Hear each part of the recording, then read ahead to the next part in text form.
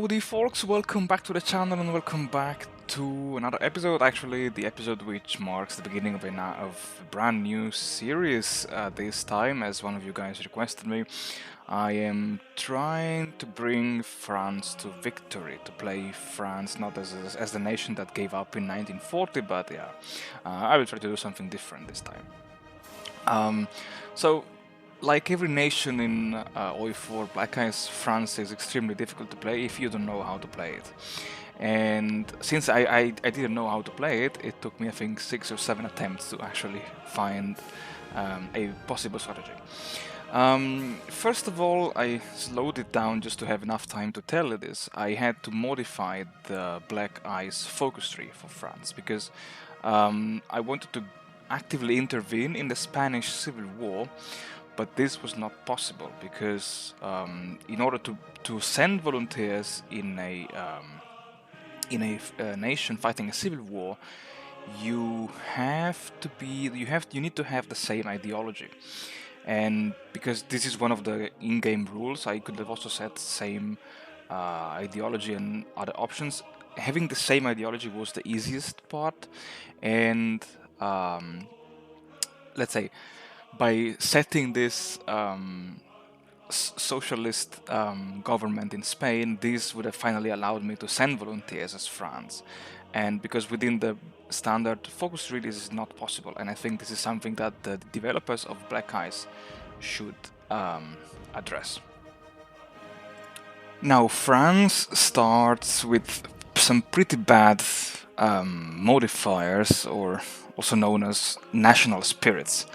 And one of those national spirit is called protected by the Maginot Line.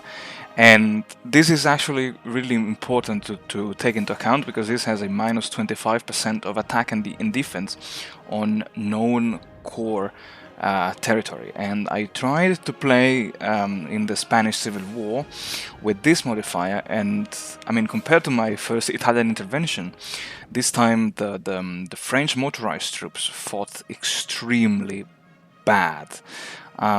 It's really crippling your firepower and your defensive abilities, and that's why what I developed, what I think could be a winning strategy, is to simply try to get rid of this negative modifier as soon as possible, basically. And you need to rush down the focus of the goal branch, and then you have to develop the mechanized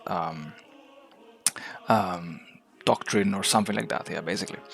And there is also the focus disjointed government, which gives you a minus 80% of weekly stability, and that's pretty bad. And also the victors of the Great War, which drastically limits the amount of recruitable population that you can recruit, as well as gives you a minus 75% modifier on land doctrine speed. I must say I got really lucky in this playthrough because it actually occurred twice out of 7 times, I think, and it was this event of the economic rearmament. It triggered right after the Germans militarized the Rhineland, and this event allows you to skip one focus that in turn is required for another focus that is a prerequisite to get rid of the protected by the Maginot Line national spirit. And I mean, France is difficult to play because it's besides being a major nation, it doesn't have the industrial power. Unlike, I would say, Germany or even Italy. Actually, I found it much easier. I'd say the build up to war for me was even easier with Italy, maybe because you started as a fascist nation and France is a democracy. But yeah, I mean, in this let's say 1936, early 1937, the strategy was to farm as much army experience as possible because I wanted to reorganize my templates as you may have just seen right now, and also to farm enough naval experience because I wanted to focus on carriers. No worries, it's just to keep the naval research slot busy. I don't think I'm ever planning to to make good use of the French Navy basically in this campaign. And yeah, also besides changing the focus tree, I also let's say I wouldn't say cheated, but I was curious and I went deep into the events code because during the Spanish Civil War, there will be an event allowing you to send manpowers and equipment. This event will in turn allow the Republicans to field 6 more militia or partisans. Let's call them divisions, but they're not really divisions. They're just a bunch of guys with a rifle and a pair of hand grenades. And yeah, I should have taken into account the fact that I could have sent an attaché to the Republicans first, but this turned out to be too costly, and actually it was easier for me to trigger those decisions to get some free army experience for basically nothing.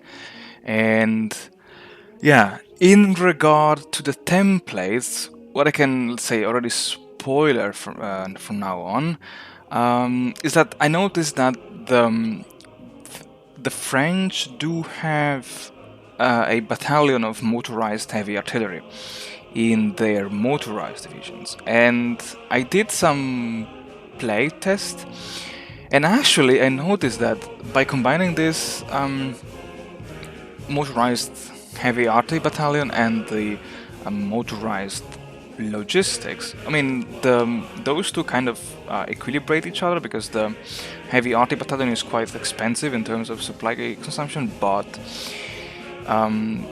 it gave my troop an incredible firepower, and yeah, that's why I decided to keep it in my motorized divisions basically. And also, as you can see, I'm focusing on developing the synthetic oil, and also I'm focusing a lot on, and I will be focusing on the synthetic fuel technologies, because as France, you start with no oil. You are almost like Germany. You can get oil, and I decided to get oil from the US, and rubber from the Dutch East Indies, and tungsten from India, because, you know, as always, when you play as a nation, you should always trade with your future partners. In this case, since I'm playing as France and I'm not planning to join the Axis, I'm planning to resist the German invasion, I decided to beef up the potentially the future allied nation. And yeah, I finally, let's say, having removed the marginal protected by the marginal line modifier, I rushed down the support bloom, because supporting bloom allows me to